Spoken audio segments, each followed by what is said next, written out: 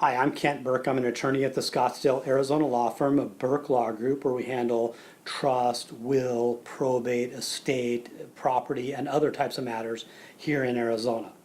So sometimes we get called and people are asking whether a will or a trust might be invalid based upon undue influence.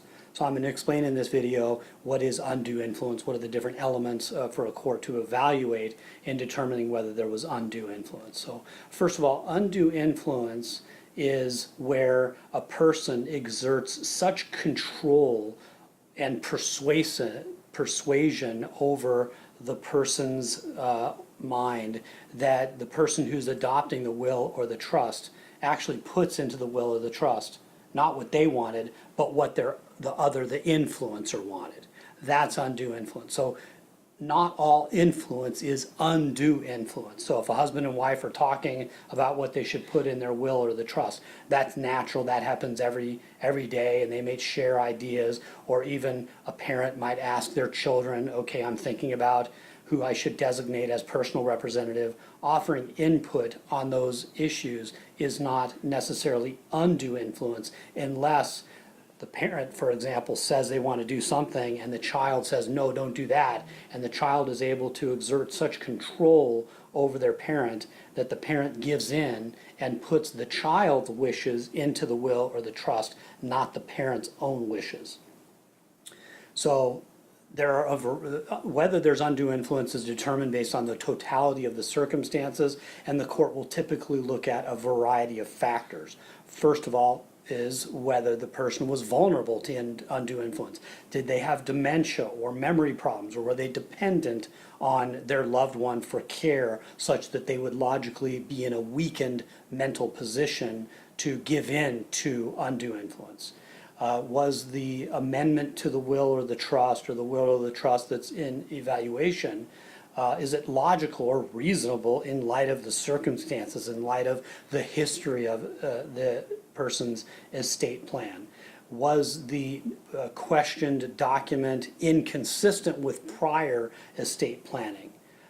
Did the person have a long-standing relationship with an attorney who drafted the estate plan, but all of a sudden the new estate plan, the will or the trust, was adopted by a brand new attorney?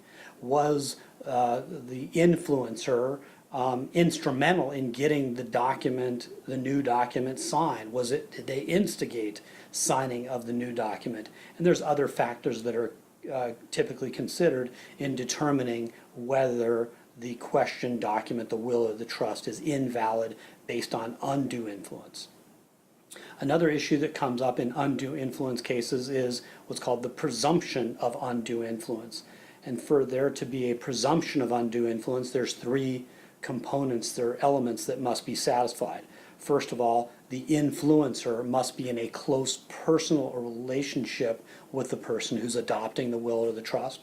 The influencer must have been active in the procurement and execution, signing of the will or the trust, and then the influencer must be a primary beneficiary of the will or the trust. And if those three things are satisfied, then the burden will shift onto the influencer to show that they did not act with undue influence.